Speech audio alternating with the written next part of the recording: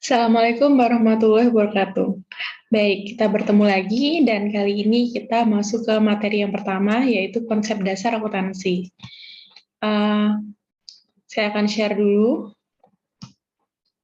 Baik, kita membahas konsep dasar akuntansi. Jadi yang pertama yaitu pengertian. Apa sih akuntansi? Mungkin teman-teman paham ya, sudah paham lah kalau yang di SMA udah ketemu mata kuliah akuntansi, mata pelajaran akuntansi, pasti sudah familiar. Jadi akuntansi ini sering disebut juga sebagai bahasa bisnis atau business language. Karena akuntansi ini menyediakan informasi yang berguna bagi para pemegang kepentingan atau stakeholders sebagai alat pengambil keputusan. Jadi sebenarnya simpel sih, karena akuntansi ini adalah bahasa bisnis yang digunakan oleh siapa? Yang digunakan oleh para stakeholders atau pihak-pihak yang berkepentingan. Siapa aja stakeholders-nya? Nanti kita pelajarin lagi. Untuk apa? Sebagai alat pengambil keputusan. Nah, ini merupakan stakeholders, yaitu pihak-pihak yang berkepentingan itu tadi ya. Ada siapa aja? Yang pertama, ada pegawai perusahaan. Jelas pegawai perusahaan itu butuh yang namanya laporan keuangan gitu ya, untuk melihat kinerja perusahaan, untuk melihat bagaimana kondisi perusahaan pada saat itu, dan sebagainya. Kemudian yang kedua ada investor dan para pemegang saham. Ini juga perlu banget para pemegang saham itu melihat kinerja dari suatu perusahaan tersebut. Lihatnya dari mana? Ya mereka bisa lihat dari laporan keuangan. Kemudian para kreditor, ini juga penting. Kemudian pelanggan, ini jelas ya. Kemudian pemerintah. Ayo, pemerintah untuk apa? Laporan keuangan. Pemerintah menggunakan laporan keuangan suatu perusahaan ini untuk menentukan pajak. Kemudian akademisi, ini juga penting juga buat akademisi, karena apa ya, bisa buat riset, bisa buat menulis artikel, dan sebagainya. Serta masyarakat. Kadang masyarakat juga perlu laporan keuangan ini untuk melihat bagaimana sih kondisi perusahaan saat itu, kemudian bagaimana sih kepedulian perusahaan dengan kondisi seperti itu terhadap lingkungannya, mungkin apakah CSR-nya jalan atau tidak, dan sebagainya. Kemudian tujuan penyusunan laporan keuangan. Tujuan penyusunan laporan keuangan yaitu menyediakan informasi posisi keuangan, kinerja keuangan, dan laporan arus kas suatu entitas bagi pihak yang berkepentingan. Selanjutnya digunakan sebagai alat pengambilan keputusan ekonomi itu tadi ya. Jadi sebagai alat pengambilan keputusan. Kemudian yang pertama, ada informasi aset. Nanti kita dari laporan keuangan, pasti ada yang namanya asetnya. Aset perusahaan itu berapa. Kemudian dari tahun ke tahun, apakah asetnya mengalami peningkatan atau penurunan. Itu terlihat di laporan keuangan. Nanti kita coba lihat laporan keuangannya ya. Kemudian yang kedua, untuk informasi jumlah modal. Ini juga terlihat juga di laporan keuangan. Kemudian informasi arus kas. Kemudian sebagai alat pertanggungjawaban manajemen. Bisa juga sebagai alat pertimbangan pemilik perusahaan. Bisa juga sebagai alat mencapai target manajemen. Sebagai alat pertimbangan pemegang saham, bahkan sampai bahan evaluasi kreditur. Nah, peran akuntansi ini sangat penting terhadap suatu perusahaan. Mengingat bahwa semua perusahaan pastinya sangat membutuhkan pengolahan data yang akurat serta dapat menunjang kinerja perusahaan itu sendiri.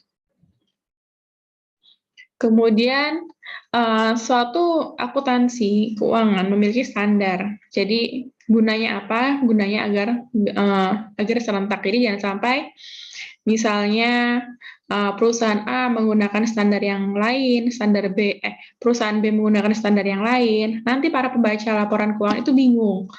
Tapi kalau dengan adanya standar akuntansi keuangan, maka pembaca laporan keuangan itu dapat lebih paham gitu, di mana sih letak aset, di mana sih letak utang, dan sebagainya. Karena bentuknya biasanya sudah serupa atau sudah seragam. Nah, di Indonesia sendiri, itu standar akuntansi keuangan terbagi menjadi 4, tapi sekarang sudah berkembang menjadi 5. Jadi dulu saya juga pertama-tama tahunya hanya ada 3. Kemudian berkembang sampai sekarang ada 5. Nanti saya jelaskan apa aja.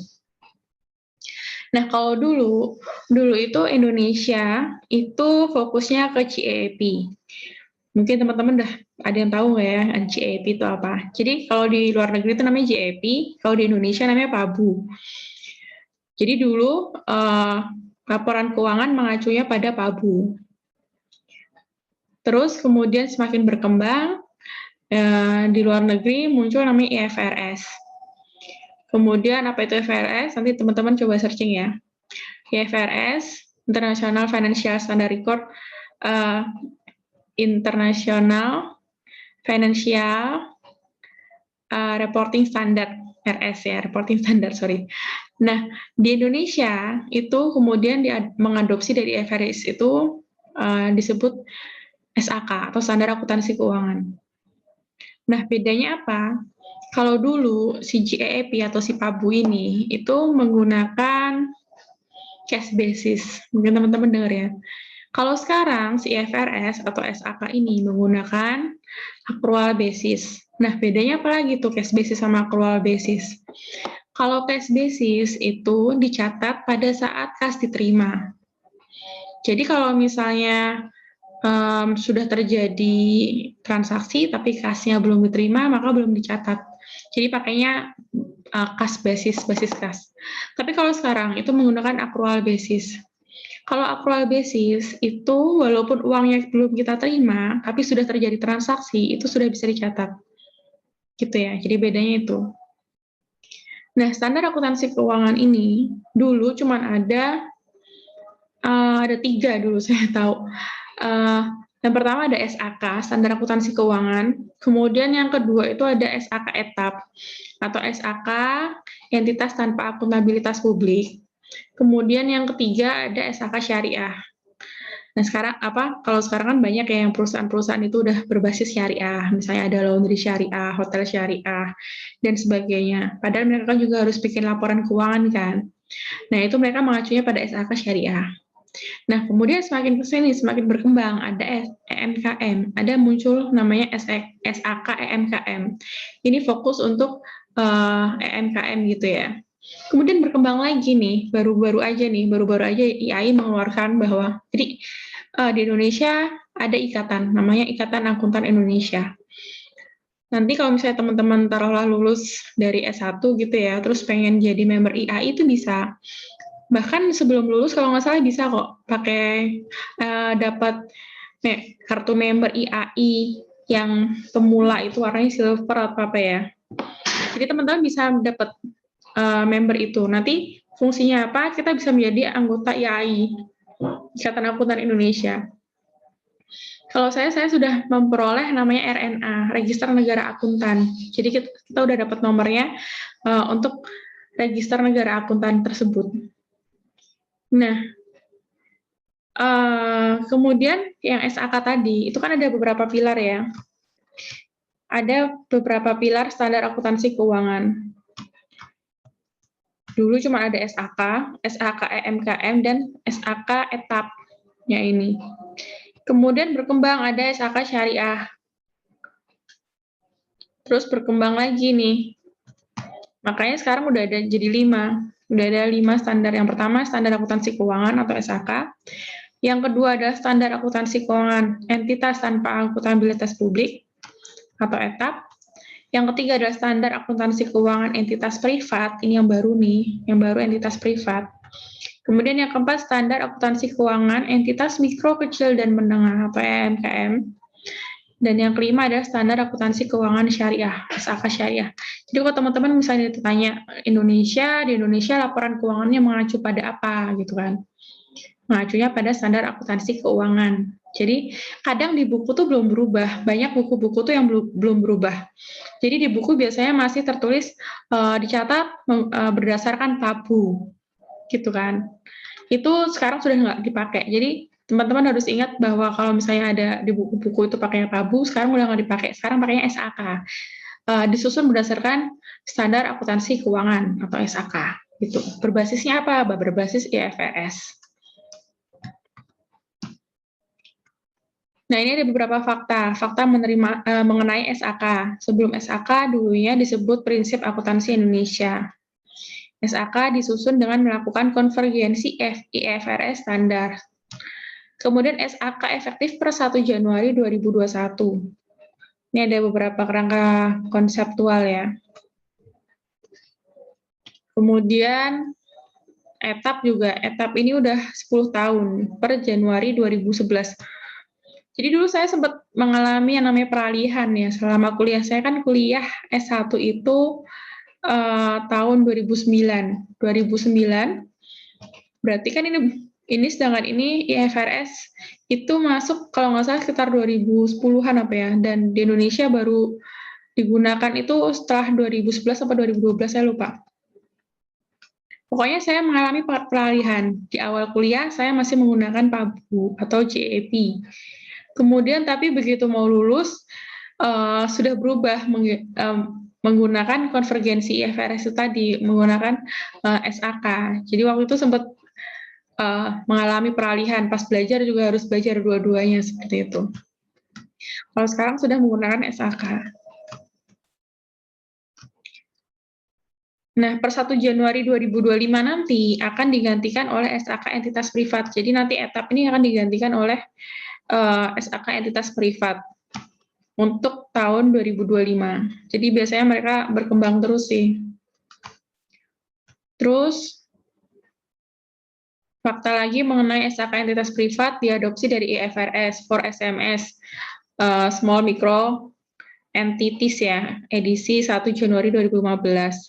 Dengan menyesuaikan kondisinya macam-macam, teman-teman bisa baca. SAK entitas privat menggantikan SAK etap, efektif 1 Januari 2025. Nah, kemudian ada SAK MKM. SAK MKM berlaku efektif tanggal 1 Januari 2018, jadi ini udah dipakai. Kemudian kalau SAK syariah, itu udah dipakai lama sih kalau nggak salah. Ini udah dipakai lama bareng sama yang SAK keuangan itu. Di sini juga proses penyusunan SAK syariah senantiasa mengacu ke fatwa yang dikeluarkan oleh DSN MUI. Nah, jadi entitas dapat memilih standar yang akan digunakan ya. Mau yang mana? IFRS, etap, EMKM, apa syariah. Nah, teman-teman boleh, teman-teman bisa kok, misalnya pengen baca-baca SAK gitu ya, standar akuntansi keuangan itu teman-teman bisa download. Jadi di handphone tuh udah ada SAK online. Dari SAK online, dari laptop juga bisa. Kesini nih, SAK iaiglobal.org.id. Nah, tapi kalau nggak salah ini harus registrasi dulu menjadi anggota IAI. Atau bisa nih, bukan anggota IAI, tapi ingin akses SAK online, daftarkan diri Anda menjadi SAK online user dan dapatkan benefitnya. Ini bisa juga, karena kalau saya udah member sih ya, jadi bisa download di handphone. Jadi tinggal buka handphone tuh udah bisa lihat standar akuntansi keuangannya tuh apa aja. Nah, bidang akuntansi itu banyak. Jadi misalnya teman-teman yang merasa mungkin kadang ada yang ngerasa, aduh kayaknya salah jurusan nih, kok hitung-hitungannya banyak ya kalau di akuntansi gitu. Atau, aduh nanti ke depannya mau ngapain ya kalau di akuntansi, itu jangan takut deh. Akuntansi itu bisa dibilang general banget. Teman-teman mau jadi apa aja dari akuntansi ini bisa. Berangkat dari akunting, teman-teman mau jadi apa aja bisa. Nanti saya akan jelaskan. Jadi jangan sampai teman-teman itu udah masuk ke akuntansi, terus teman-teman nyesel. Jadi bidang pengetahuan akuntansi ini macam-macam. Yang pertama ada akuntansi keuangan atau financial accounting. Kemudian ada akuntansi pemeriksaan atau auditing. Ada akuntansi biaya atau cost accounting. Bedanya apa? Nah, biasanya ini kan kita masih pengantar akuntansi ya. Nanti teman-teman akan menemui mata kuliah yang lain di semester-semester selanjutnya. Misalnya ada mata kuliah auditing, ada mata kuliah akuntansi biaya, akuntansi manajemen, macam-macam. Bedanya apa? Kalau akuntansi keuangan ini, kita bikinnya tuh dari awal, dari transaksi, kemudian kita bikin jurnal, kita kemudian sampai buku besar, sampai bikin laporan keuangan, dan sebagainya gitu ya. Nanti kalau auditing itu adalah prosesnya kebalikan dari akuntansi. Jadi prosesnya kebalikan. Auditing itu justru melihat dari laporan keuangan dulu. Di laporan keuangan ada yang mencurigakan nggak gitu kan? Ada yang mencurigakan, oh ternyata kok angkanya sekian ya. Terus ternyata mencurigakan, itu harus ditelusuri, bahkan mungkin sampai ke transaksi, ditelusuri mana yang salah, mana yang terjadi penyalahgunaan atau ada kecurangan dan sebagainya itu di auditing. Nanti kita belajarnya di auditing. Kemudian kalau akuntansi biaya, ini lebih ke manufaktur. Jadi kalau misalnya nanti di akuntansi mata kuliah kita nih ya, di pengantar akuntansi lebih ke perusahaan dagang dan perusahaan jasa, sedangkan kalau akuntansi biaya ini nanti lebih ke perusahaan manufaktur. Kemudian ada akuntansi manajemen. Ini mirip-mirip sama akuntansi biaya lah. Ada akuntansi perpajakan. Ini pajak-pajak, biasanya hitung-hitung PPh, PBB, kemudian nanti ada PPN, dan sebagainya. Kemudian nanti ada penganggaran. Ini ada mata kuliah juga nih di Akmen nih, di prodi kita ada nih mata kuliah akuntansi pajak, penganggaran, praktikum penganggaran, ada praktikum pengatur akuntansi, macam-macam. Ada juga akuntansi pemerintahan. Ini biasanya kalau di pemerintah ya, PNS itu. Kemudian ada sistem akuntansi. Nah, yang buat senang sistem nih, ada sistem akuntansi biasanya di mata kuliahnya namanya SIA atau SPM. Itu nanti ada sistem akuntansi. Kemudian ada akuntansi anggaran. Ada akuntansi perbankan, akuntansi internasional, dan akuntansi pendidikan. Akuntansi perbankan ya mungkin teman-teman yang pengen bekerja di bank, itu nanti kalau mata kuliah kalau nggak salah nggak ada sih. Tapi teman-teman bisa nih, kalau misalnya lulus dari sini terus bekerja di bank itu bisa juga. Ada akuntansi internasional, terus ada akuntansi pendidikan, ada akuntansi sosial, akuntansi sektor publik jelas ya, ada akuntansi keperilakuan nih, bahkan ada behavioral accounting. Sebelum saya akhiri, jadi teman-teman banyak mau jadi apa? Teman-teman mau jadi PNS. Kemarin saya sempat lihat ya di profilnya teman-teman yang waktu kenalan. Ada yang pengen jadi PNS, ada yang pengen jadi pengusaha, ada yang pengen menjadi investor juga, belajar investasi dan sebagainya. Itu teman-teman bisa mulai dari sekarang. Ibaratnya nanti kuliah itu sebagai bekal buat teman-teman untuk menuju ke jenjang lebih lanjut. Nah, selama perkuliahan ini, apalagi ini online ya, semoga teman-teman di rumah juga banyak waktu untuk mencari informasi. Misalnya teman-teman ingin mulai investasi, itu bisa, dari sekarang pun bisa. Teman-teman modal 100.000 ingin mulai investasi pun bisa. Tinggal belajar ilmunya. Nanti ketemu mungkin di ALK, belajar analisis fundamental teknikalnya bagaimana. Kemudian kalau misalnya teman-teman pengen jadi PNS, ya mulai ditentukan targetnya. Oh, PNS itu tesnya apa aja? PNS itu tesnya cuman apa ya? Ya bukan cuman sih, tapi lebih ke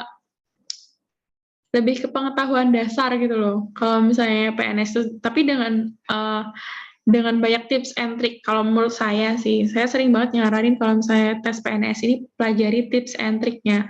Karena balik lagi, orang yang pintar itu kalah dengan orang yang cerdas, orang yang cerdik.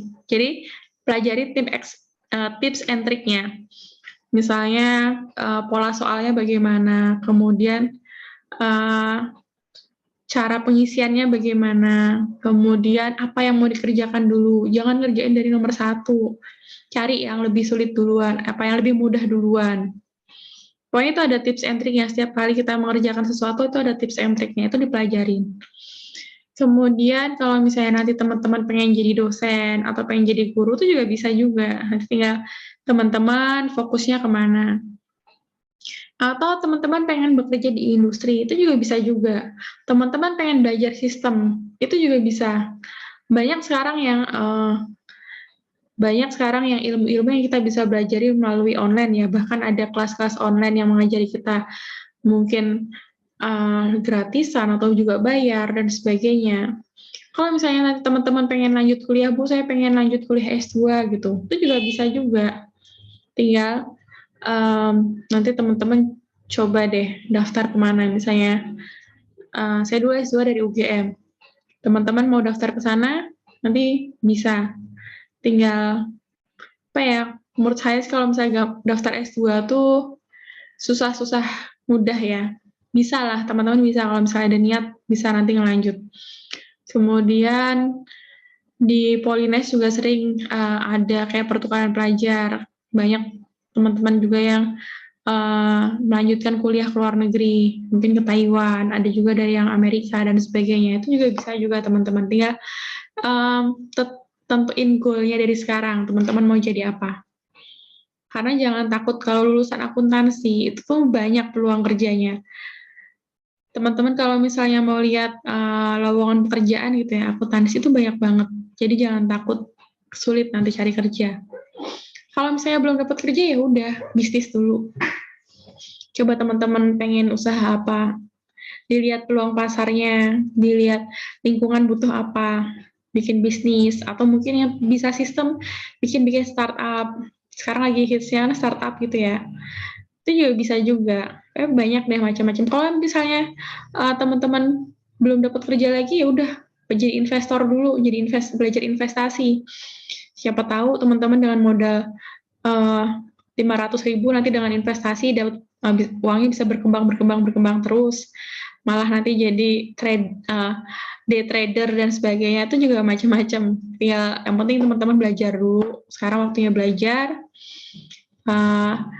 Nanti kita mau jadi apa, yang penting kita udah usaha di awal. Gitu ya. Jadi kalau ada pertanyaan lain-lain, boleh ditanyakan melalui karena di sini saya nggak buka grup diskusi, boleh tanya saya di grup WhatsApp. Saya rasa cukup. Nanti ke depannya kita belajar ini ya. Ada laporan keuangan, jenis-jenis laporan keuangan, kemudian siklus transaksinya apa aja. Nanti saya jelaskan, misalnya teman-teman sudah melakukan presentasi, menurut saya ada yang belum jelas, nanti saya tambahkan juga. Mungkin lewat video seperti ini aja ya. Saya rasa cukup. Saya akhiri. Assalamualaikum warahmatullahi wabarakatuh.